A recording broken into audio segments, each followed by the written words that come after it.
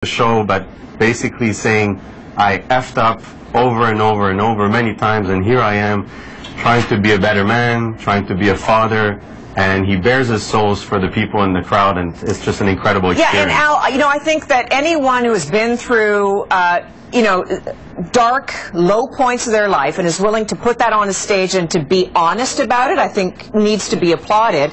I want to ask Mr. Tyson, we've been talking about the Ray Rice story. And that's something I want to stay with. I want to talk about my show, ma'am. That's what I'm here to talk about. If you don't mind, Jackie, that is. We're performing live tonight, at the Air Canada Centre in just a few hours, and it's going to be incredible for whomever walks up and come to the show. Yeah, my opinion doesn't mean nothing about Mr. Rice and his wife. It's a bad situation, but my opinion, it really has nothing to do in that, pretty much in that. Well, but I think a lot of people can relate to you. You were relating to Toronto's Mayor Rob Ford just the other day. We saw both of you had a chance to meet. He's had some low points in his life, as you have as well. And I think a lot of people would applaud you for being real about that. So, why shy away from Ray Rice? I mean, do you think he deserves a second chance, or what do you? I believe everybody deserves a second chance. Yes, he wasn't arrested by the police, so the police couldn't have took. I don't know. It's just really a complex situation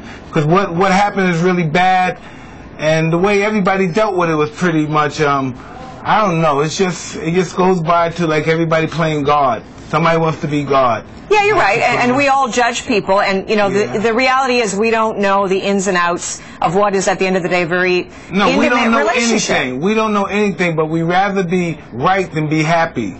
Being right is a big thing in our society now. It gives us brownie points. It makes people believe we're intelligent. It makes people believe that we're special, but it's really not that important. Mr. Tyson, are you happy in your life? Are you real? Tell us about where you are at this point in your life and why the show is the show that you wanted to do. Well, I wanted to do this show because I watched Mr. Chad Palminteri do a Bronx Tale on stage, and it was just, I don't even know the words to describe it. Excuse me.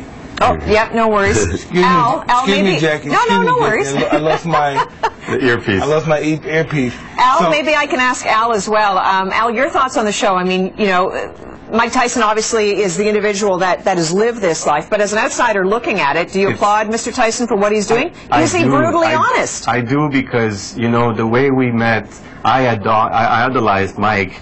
In boxing, I wrote a book. No, I did. And many people in the sports industry, he had a lot of highs, and then he had lows, and he came back. We met through the fact that I wrote a book, and one thing leads to another. I started studying more about him, but not the fighter, the human being behind all this, and he never quit it. And whomever is watching can learn from this, because if you never quit, same as in the ring, same as in life, you never quit and always believe in what you want to do, you can achieve something.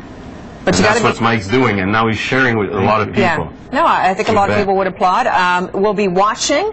Mike Tyson, good to talk to you, and Al Choco, the promoter, joining us as well. Thank you both, Thank you, and we will look forward.